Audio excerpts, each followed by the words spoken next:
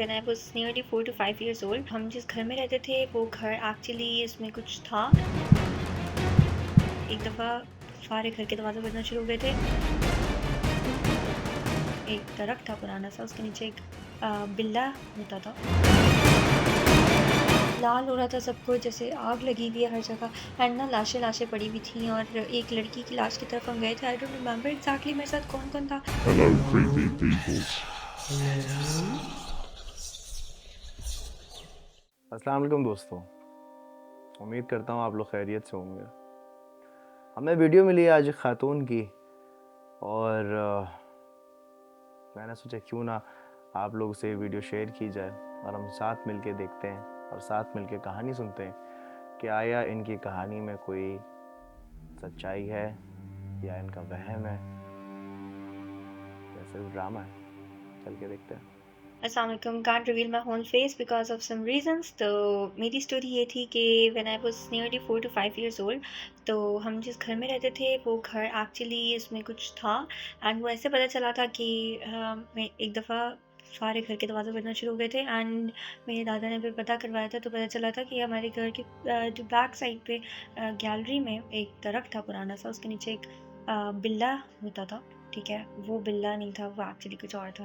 खैर मैं जब 4 to 5 years की थी, आई स्टिल रिमेंबर कि मैंने एक ख्वाब देखा था। एंड उस ख्वाब में ऐसा सीन था कि सारे मतलब लाल हो रहा था सब कुछ, जैसे आग लगी हुई है हर जगह। एंड ना लाशें लाशें पड़ी हुई थी और एक लड़की की लाश की तरफ हम गए थे। आई डोंट रिमेम्बर एग्जैक्टली मेरे साथ कौन कौन था।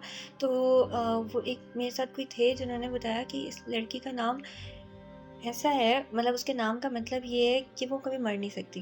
एंड ये कैसे मरी हुई है। और अ, वो हम बात करके हम सिर्फ पलटे एंड वो लड़की उठी है। एंड वो उठी है तो वो लाइक जली हुई थी, वो आधा उसका फेस जला हुआ था, वो लाइक काफ़ी जली जली हुई थी। तो ऑब्वियसली मैं छोटी सी थी, तो मैं डर के उठ गई। एंड जब उठी तो मैं चीखा मार के उठी, तो मम्मा ने मुझे काम डाउन किया एंड फिर लिटाया। मैं जाग रही थी और मैं जागते हुए मैंने सिर्फ करवट ली है। मैंने करवट ली है दूसरी साइड पे।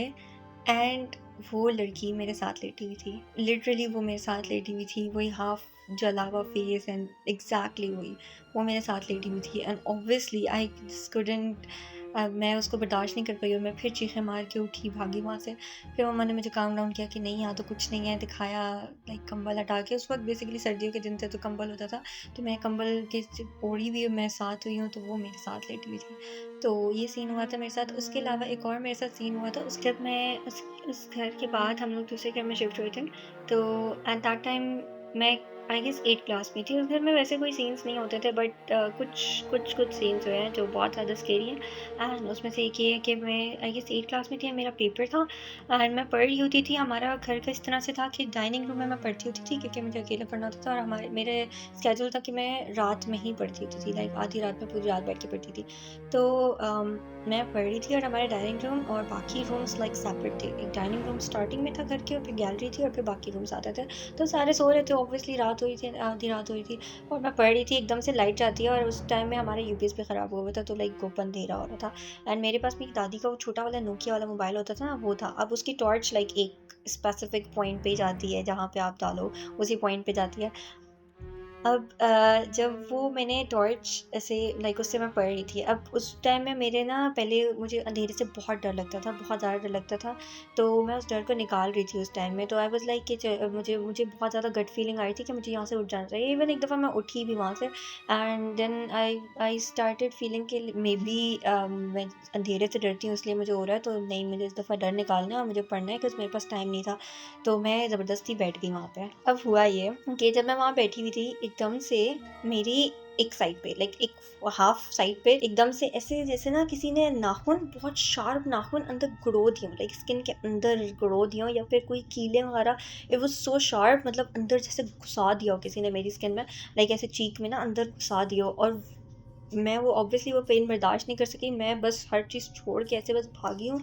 और मैं भाग के आई डोंट नो व्हाई, मतलब मेरे दिमाग में यही आया कि डायरेक्टली बस मैं वॉशरूम में गई और मैंने मुंह पे पानी डाला एंड मैंने आके बाहर आके देखा कि शीशे में कि एक्चुअली हुआ क्या है मेरी साइड पे मैं देखूं तो मेरे फेस पे तो कुछ भी नहीं हुआ था, इट वाज नथिंग बट लेकिन वो बहुत एक्सट्रीम पेन था जैसे किसी ने नाखून या कोई बहुत शार्प चीज़ अंदर घुसा दी हो। ठीक है, लेकिन ये था कि मेरी लिप जो है ना वो अंदर से बाहर तक लाइक कट लगा हुआ था पूरा और उसमें से खून निकल रहा था। तो ये एक बहुत एक्सट्रीम केस हुआ था, सीधे साथ हुआ था। इस कहानी को सुन के मुझे लगता है कि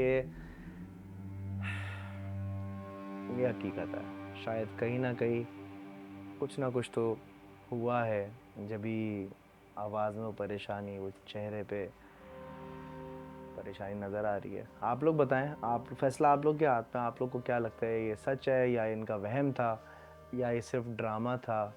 आप लोग फैसला कीजिए कमेंट सेक्शन में। अगर आपके साथ कभी ऐसा कोई वाक़या हुआ है, अल्लाह ना करे, खुदा ना खास्ता, अगर ऐसा कोई वाक़या हुआ है तो ऐसी वीडियो बना के आप हमें भेजें। सामने व्हाट्सएप का नंबर आ रहा होगा, इस पर आप हमें वीडियो भेज सकते हैं। इंतज़ार रहेगा आपकी वीडियो का, सब मिलकर सुनेंगे आपकी कहानी। अपना बहुत सारा ख्याल रखिएगा। पाकिस्तान जिंदाबाद। अल्लाह हाफ़िज़।